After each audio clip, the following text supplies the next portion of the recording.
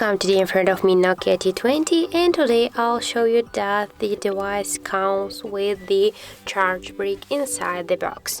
So first we'll just see all the accessories. Here we got a lot of the paperwork. Here also we got the tool for SIM card and for the CD card.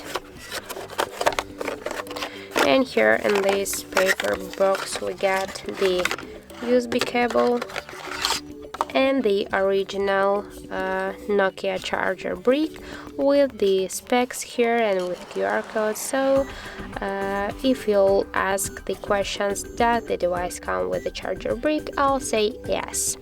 So that's how it looks. Thank you guys for watching, and if you found this video helpful, remember to leave a like, comment and to subscribe our channel.